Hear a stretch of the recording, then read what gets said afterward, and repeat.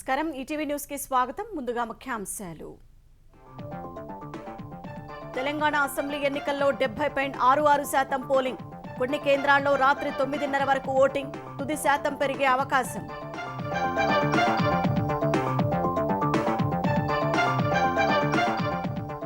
తెలంగాణలో కాంగ్రెస్ అధికారంలోకి వస్తుందన్న ఎగ్జిట్ పోల్స్ భారాస ప్రతిపక్షానికి పరిమితమవుతుందని అంచనా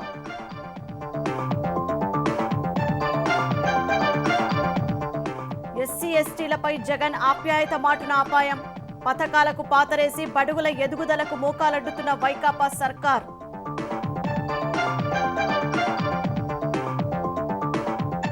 నేడు తెలుగుదేశం పార్లమెంటరీ పార్టీ సమావేశం ఉభయ సభల్లో అనుసరించాల్సిన వ్యూహంపై దిశానిర్దేశం చేయనున్న చంద్రబాబు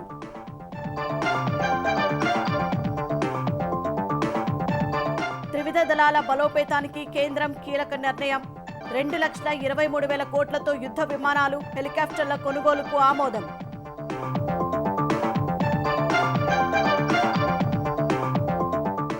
దుబాయ్ పర్యటనకు వెళ్లిన ప్రధాని COP28 ప్రపంచ వాతావరణ సదస్సులో పాల్గొననున్న మోదీ మరో 3 కార్యక్రమాలకు హాజరు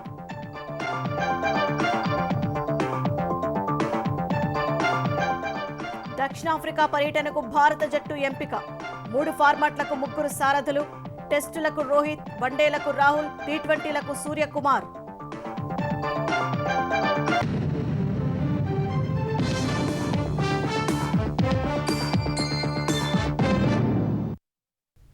తెలంగాణ అసెంబ్లీ ఎన్నికల్లో 70.66% పోలింగ్ నమోదైంది చాలా కేంద్రాలలో రాత్రి 9:30 వరకు ఓటింగ్ కొనసాగడం వల్ల పోలింగ్ శాతం మరికొంత పెరిగే అవకాశం ఉందని అధికారులు తెలిపారు మునుగోడులో అత్యధికంగా 91.51% పోలింగ్ నమోదు కాగా యాకుత్పురలో అత్యల్పంగా 39.69% ఓటింగ్ జరిగింది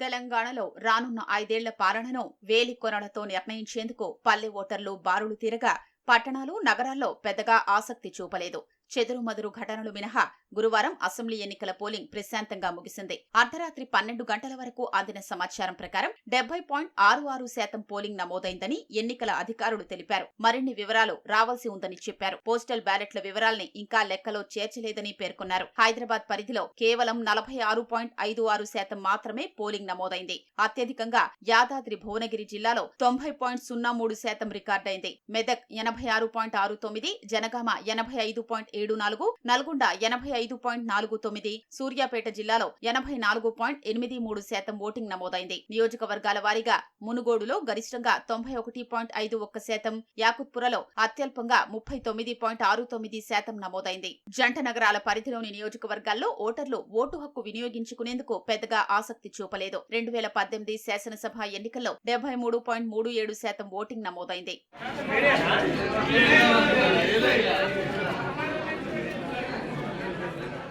మొత్తం 119 నియోజకవర్గాలకు ఎన్నిక జరగ్గా సంగారెడ్డి జిల్లా హత్నూర మండలం రెడ్డిఖానాపూర్లో రాత్రి 8 గంటల వరకు షాద్నగర్ నియోజకవర్గం కొత్తూరు మండలం గూడూరు తిమ్మాపూర్లోని పోలింగ్ కేంద్రాల్లో రాత్రి 8:30 దాటాక కూడా పోలింగ్ జరిగింది మరికొన్ని ప్రాంతాల్లో రాత్రి 9:30 వరకు కొనసాగింది సాయంత్రం 5 గంటల తర్వాత కూడా ఓటు వేసేందుకు పెద్ద సంఖ్యలో ఓటర్లు వేచి ఉండడం వల్ల వారికి టోకెన్లు ఇచ్చి ఓటు హక్కు వినియోగించుకునేందుకు ఎన్నికల సంఘం ఏర్పాట్లు చేసింది తీవ్రవాద ప్రభావిత 13 నియోజకవర్గాల్లో సాయంత్రం 4 గంటలకు పోలింగ్ ముగియగా అక్కడ కూడా అప్పటికే క్యూలో ఉన్న వారికి ఓటేసేందుకు అవకాశం కల్పించారు కామారెడ్డి జనగామ ముధోల్ ఇబ్రాహీంపట్నం అచ్చంపేట పినపాక పాలేరు వరంగల్ తూర్పు నియోజకవర్గాల్లో స్వల్ప ఘటనలు చోటు చేసుకున్నాయి సుమారు 25 నుంచి 30 కేంద్రాల పరిధిలో ఈవీఎంలు మొరాయించగా సుమారు 20 నుంచి 30 నిమిషాల పాటు పోలింగ్ ఆలస్యమైంది వరంగల్ తూర్పులో 5 గంటలు దాటిన తర్వాత వచ్చిన వారిని ఓటు వేసేందుకు అనుమతించకపోవడం వల్ల ఓటర్లు పోలీసులకు మధ్య వాగ్వివాదం చోటు చేసుకుంది కాగజ్ నగర్ లో ఓ పార్టీ ఏజెంట్లు ఓటర్లను ప్రభావితం చేస్తున్నారంటూ ఇతర పార్టీల కార్యకర్తలు పెద్ద ఎత్తున గుమిగూడగా చెదరగొట్టే క్రమంలో పోలీసు అధికారులకు కూడా గాయాలయ్యాయి మరికొన్ని ప్రాంతాల్లోనూ పరిస్థితుల్ని అదుపులోకి తెచ్చేందుకు పోలీసులు లాఠీలు ఝుళిపించారు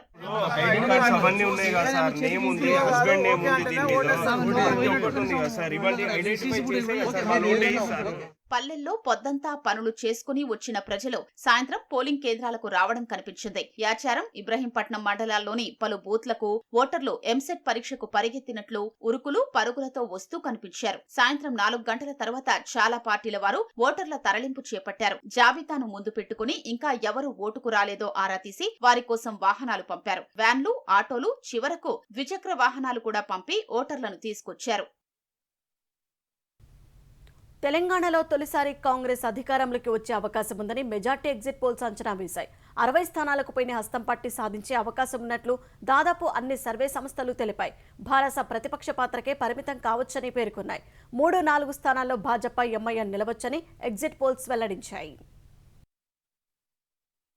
తెలంగాణలో కాంగ్రెస్ అధికారంలోకి వచ్చే అవకాశాలు ఉన్నాయని మెజారిటీ ఎగ్జిట్ పోల్స్ వెల్లడిస్తున్నాయి. కాంగ్రెస్ కు 62 నుంచి 80 స్థానాలు వచ్చే అవకాశం ఉందని టుడేస్ చాణక్య అంచనా వేసింది. భారాసాకు 24 నుంచి 42 స్థానాలు, భాజపాకు 2 నుంచి 12, ఎంఐఎం 5 నుంచి 7 సీట్లు, ఇతరులు 1 నుంచి 2 సీట్లు గెలుస్తాయని టుడేస్ చాణక్య ఎగ్జిట్ పోల్స్ తెలిపింది. రిపబ్లిక్ టీవీ మ్యాట్రిడ్జ్ అంచనాల ప్రకారం కాంగ్రెస్ 58 నుంచి 68 చోట్ల, భారాస 46 నుంచి 56 స్థానాల్లో గెలుస్తాయని వెల్లడించింది. భాజపా 4 నుంచి 9 స్థానాల్లో, ఎంఐఎం 5 నుంచి 7 సీట్లలో విజయం సాధించే అవకాశం ఉందని పేర్కొంది. కాంగ్రెస్ 57 చోట్ల గెలిచే అవకాశం ఉందని సి ఓటర్ అంచనా వేసింది. భారాస 46, భాజపా 9, ఎంఐఎం 7 స్థానాల్లో గెలుస్తాయని తెలిపింది. ఇండియా టీవీ సిఎన్ఎక్స్ ప్రకారం భారాస 31 నుంచి 47 చోట్ల, కాంగ్రెస్ 63 నుంచి 79 స్థానాల్లో విజయం సాధిస్తాయి. భాజపా 2 నుంచి 4, ఎంఐఎం 5 నుంచి 7 స్థానాల్లో గెలుస్తాయని అంచనా వేసింది.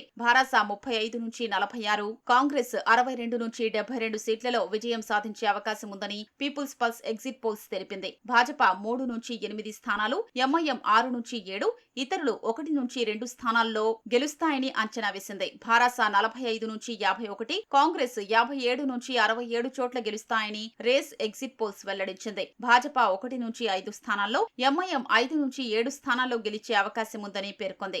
భారాస 40 నుంచి 55, కాంగ్రెస్ 48 నుంచి 64 చోట్ల విజయం సాధిస్తాయని జన్ కీ బాత్ అంచనా వేసింది. భాజపా 7 నుంచి 13, ఎంఐఎం 4 నుంచి 7 స్థానాల్లో గెలుస్తాయని పేర్కొంది. భారాస 22 నుంచి 31 నియోజకవర్గాల్లో, కాంగ్రెస్ 67 నుంచి 78 స్థానాల్లో గెలిచే అవకాశం ఉందని చాణక్య స్ట్రాటజీస్ ఎగ్జిట్ పోల్స్ వెల్లడించింది. భాజపా 6 నుంచి 9, ఎంఐఎం 6 నుంచి 7 చోట్ల గెలిచే అవకాశం ఉందని తెలిపింది.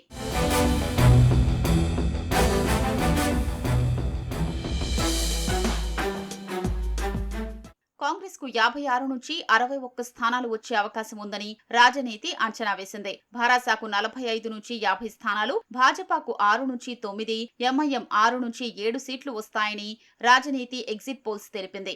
అధికార భారాసాకు 58 నుంచి 63 స్థానాలు వస్తాయని ఆత్మసాక్షి అంచనా వేసింది. కాంగ్రెస్ కు 48 నుంచి 51, భాజపాకు 7 నుంచి 8, ఎంఐఎం ఇతరులకు 7 నుంచి 9 సీట్లు వస్తాయని ఆత్మసాక్షి ఎగ్జిట్ పోల్స్ వెల్లడించింది.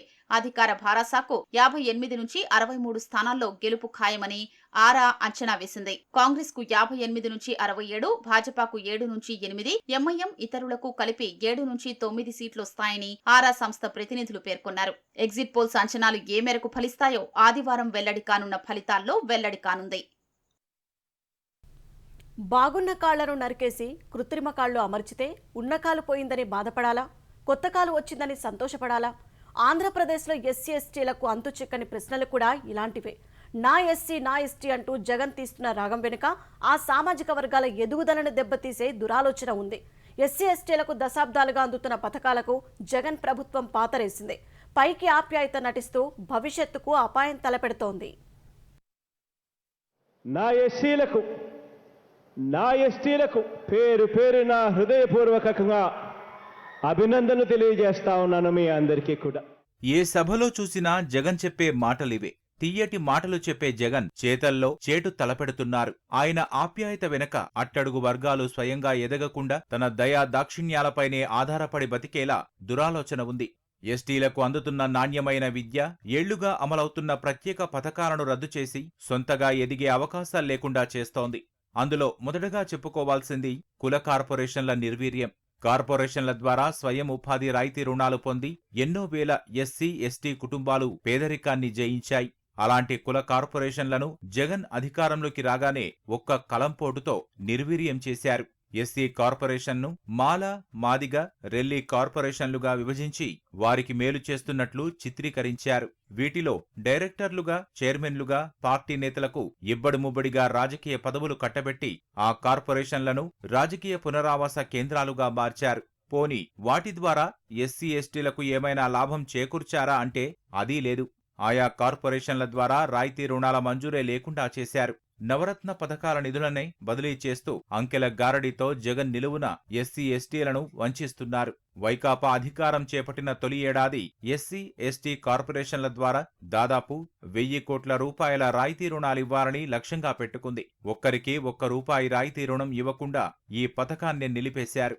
అంతేకాదు, గత ప్రభుత్వం స్వయం ఉపాధి కోసం ఇచ్చిన రాయితీ సొమ్ము 750 కోట్లు బ్యాంకుల్లో ఉంటే ఆ పథకాన్ని కొనసాగించకుండా దాన్ని వెనక్కి తీసుకున్నారు. ఇందులో ఎస్సీలకు సంబంధించిన నిధులే 200 కోట్లున్నాయి.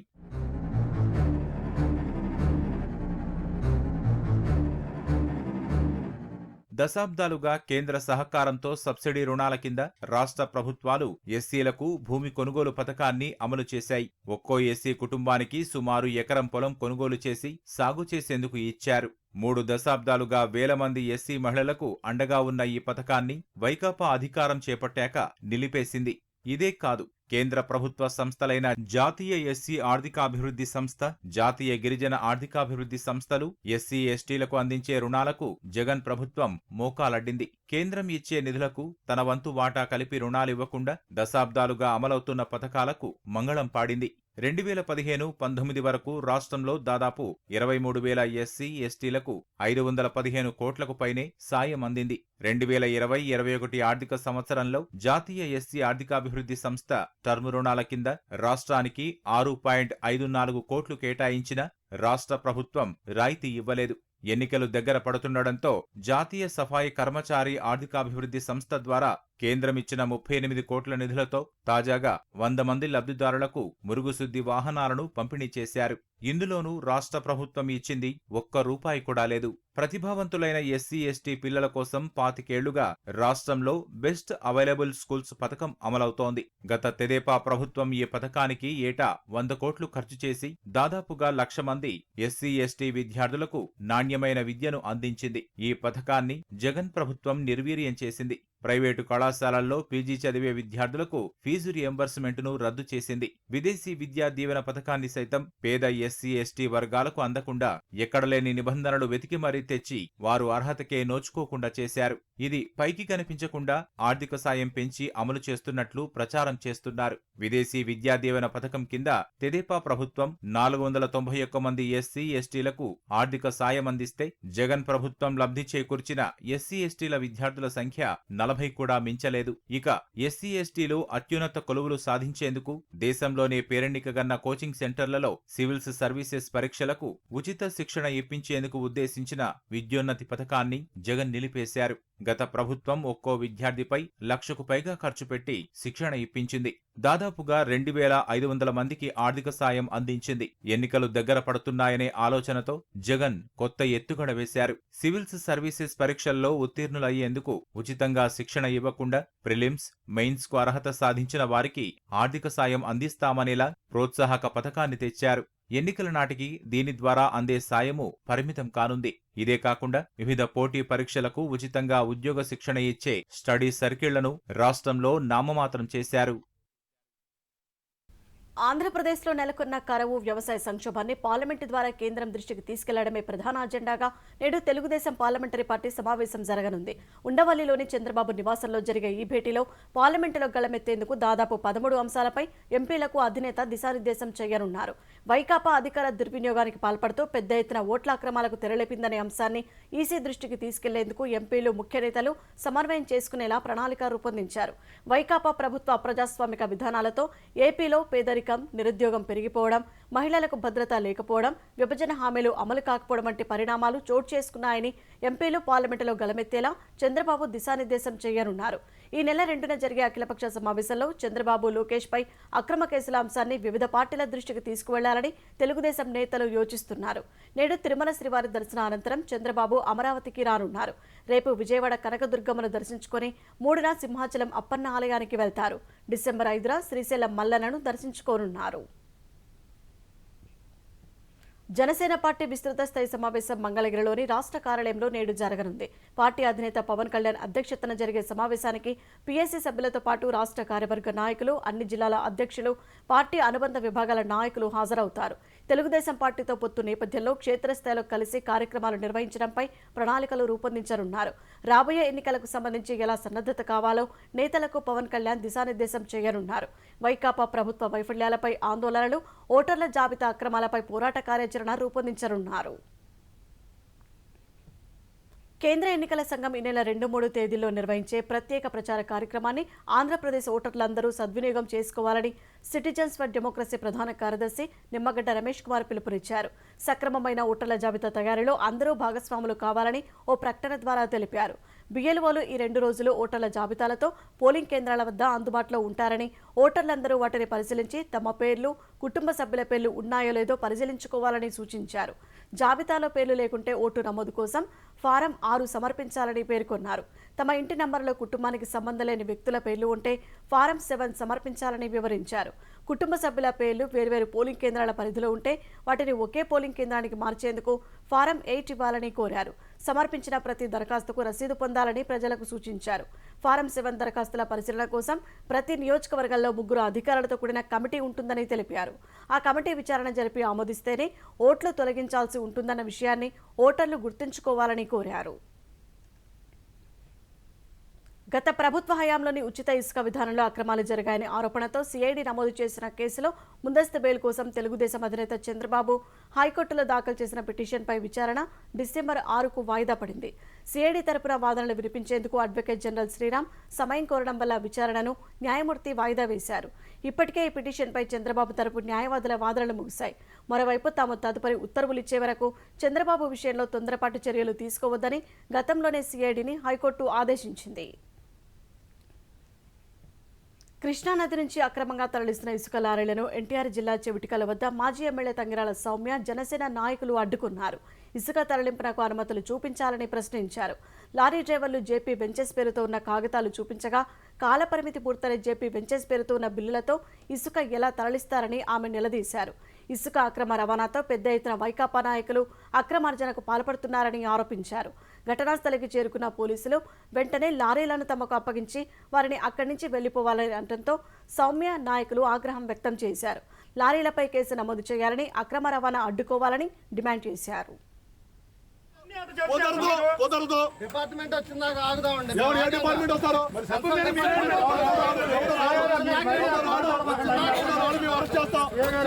కూర్చుంటాం మేమైతే. మేడం ఇప్పుడు రోడ్డు మీద వెహికల్స్ ఆపేస్తే ఎట్లా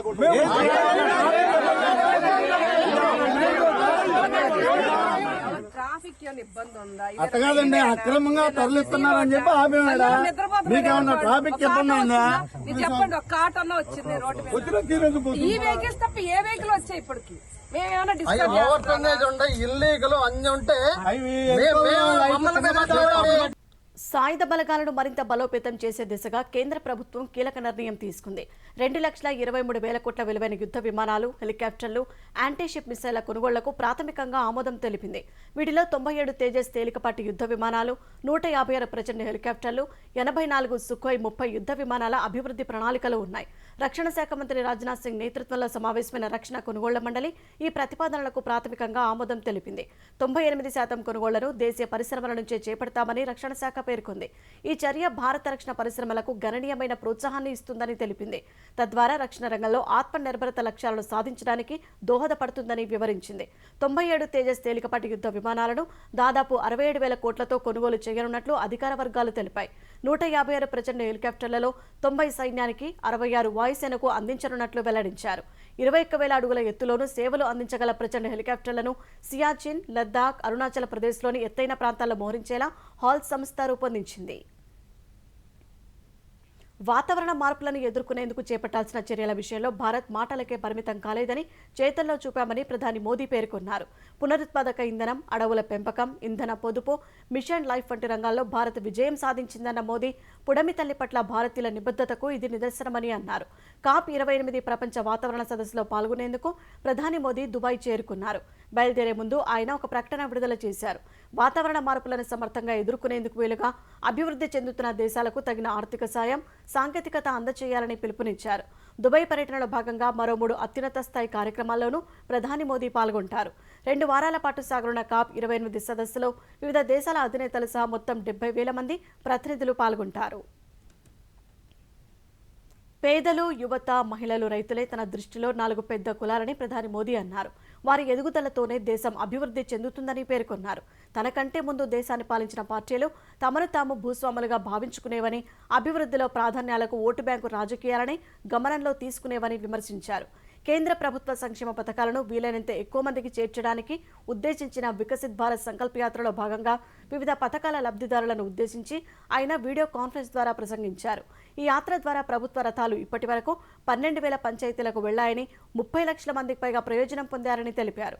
తాను ఏదైనా హామీ ఇస్తే దానిని నెరవేర్చి తీరుతాననేది ప్రజలకు తెలుసని చెప్పారు. అందుకే వీటిని మోదీ గ్యారంటీ రథాలుగా పిలుచుకుంటున్నారని తెలిపారు. ఈ సందర్భంగా జన్ ఔషధి కేంద్రాల సంఖ్యను 10,000 నుంచి 25,000కు పెంచే కార్యక్రమాన్ని, రైతులకు డ్రోన్లను అద్దెకిచ్చేందుకు ప్రవేశపెట్టిన డ్రోన్ దీదీ యోజనను కూడా ప్రధాని ప్రారంభించారు. సుప్రీంకోర్టుకు తప్పుడు కేసులు వెళ్లవెత్తుతున్నాయని, ఎన్నికలు సమీపించే సమయంలో అవి మరింత పెరుగుతున్నాయని సీజేఐ జస్టిస్ జీవై చంద్రచూడ్ తెలిపారు. కొందరు రాజకీయ కక్షలకు కోర్టును వేదికగా చేసుకుంటున్నారని పేర్కొన్నారు. రాజ్యాంగ దినోత్సవం సందర్భంగా సుప్రీంకోర్టు బార్ అసోసియేషన్ ఏర్పాటు చేసిన కార్యక్రమంలో ఆయన పాల్గొన్నారు. బుధవారం తను ఒక తప్పుడు కేసును విచారించాల్సి వచ్చిందన్న ఆయన ప్రతిరోజు ఇవి వస్తూనే ఉన్నాయని తెలిపారు. కొన్ని కోర్టులు తమ సామర్థ్యానికి మించి తప్పుడు కేసులను విచారించాల్సి వస్తోందన్న సీజీఐ ఎన్నికలొచ్చే సమయంలో ఇవి మరింత అధికమవుతున్నాయని పేర్కొన్నారు. ఎన్నికలు ముగియగానే అవన్నీ మాయమవుతాయని అన్నారు. ఇది మన సమాజంలోని వాస్తవమని పేర్కొన్నారు.